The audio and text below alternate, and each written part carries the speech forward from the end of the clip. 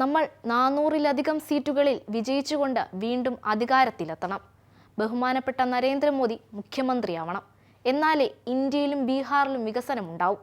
വസ്ത്രം മാറുന്ന ലാഘവത്തിൽ മുന്നണി മാറി ചാടിച്ചാടി കളിക്കുന്ന നിതീഷ് കുമാറിന്റെ കഴിഞ്ഞ ദിവസത്തെ പ്രസ്താവനയാണിത്.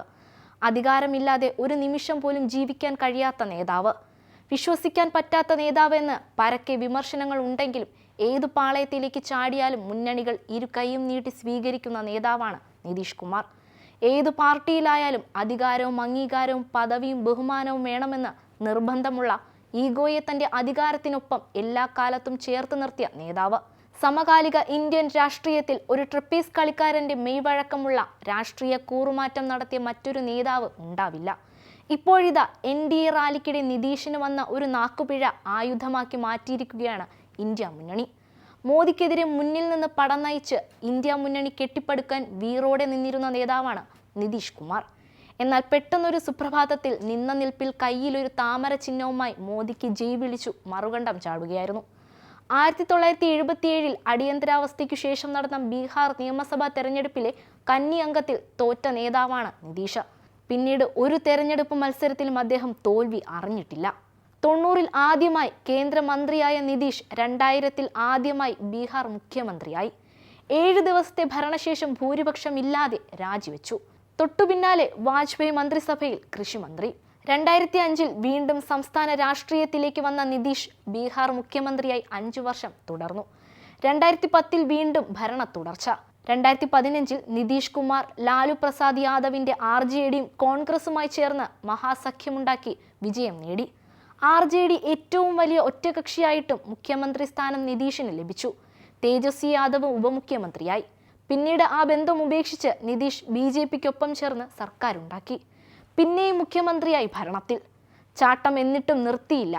വീണ്ടും BJP ബന്ധം മുറിച്ച് RJDക്കൊപ്പം. മാസങ്ങൾക്കുള്ളിൽ പിന്നെയും BJPക്കൊപ്പം. ഈ കാലത്തിനിടെ വിശ്വസിക്കാൻ കൊള്ളാത്ത നേതാവെന്ന പേര് പലതവണ ഉയർന്നു.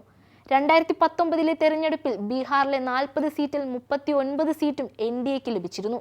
എന്നാൽ ഇത്തവണ നിതീഷ് കുമാറിന് കൈ പൊള്ളുമെന്നാണ് രാഷ്ട്രീയ നിരീക്ഷകരുടെ അഭിപ്രായം. ഇത്തവണ ബീഹാറിൽ 40 സീറ്റുകളിൽ 17-ലും BJP സ്ഥാനാർത്ഥികൾ മത്സരിക്കുന്നുണ്ട്. നിതീഷ് കുമാറിന്റെ JDUവിന് പിന്തുണ നൽകുകയെന്ന പരമ്പരാഗത ട്രാക്കിൽ നിന്നും വ്യതിചലിച്ച് കൂടുതൽ സ്വാധീനം നേടിയിട്ടുണ്ട് ഇത്തവണ BJP. 2 പാർട്ടികളും തമ്മിലുള്ള സഖ്യം ശക്തമാണെങ്കിലും ലോക് ജനശക്തി പാർട്ടിയിലെ ചിരാഗ് പാസ്വാന്റെ വിഭാഗവുമായുള്ള തർക്കം പരിഹരിച്ചതോടെയാണ് ബീഹാറിൽ BJPക്ക് സ്വാധീനം വർദ്ധിച്ചത്. ഭരണവിരുദ്ധതയും ബീഹാറിൽ തിരിച്ചടിക്കുമെന്നതിൽ ഒരു സംശയവുമില്ലെന്നാണ് വിവിധ നിരീക്ഷകരുടെ വിലയിരുത്തൽ. ബീഹാറിലും മഹാരാഷ്ട്രയിലും NDAക്ക് തിരിച്ചടി ഉണ്ടായാൽ അതിനു പ്രധാന കാരണം സഖ്യകക്ഷികൾ ആയിരിക്കുമെന്നും വിലയിരുത്തലുകൾ ഉണ്ട്. തേജസ്വി യാദവ് ബീഹാറിൽ താരപ്രചാരകനായി കളം നിറയുമ്പോൾ നിതീഷിനെതിരായി ഭരണവിരുദ്ധ വികാരവും രാഷ്ട്രീയ നിലപാടിലെ ചാഞ്ചാട്ടങ്ങളും തിരിച്ചടിക്കുമോ എന്ന പേടി BJPക്കുമുണ്ട്. പാട്ന തെരഞ്ഞെടുപ്പ് റാലിക്കിടയിൽ നിതീഷ് കുമാറിന് വന്ന നാക്കുപിഴ ഇപ്പോൾ വലിയ പ്രചാരണമാണ് നേടുന്നത്. നിതീഷിന് കാര്യങ്ങളെല്ലാം മനസ്സിലായി എന്നാണ് വീഡിയോ പങ്കുവെച്ച് ഇന്ത്യ മുന്നണി നേതാക്കളുടെ കമന്റുകൾ.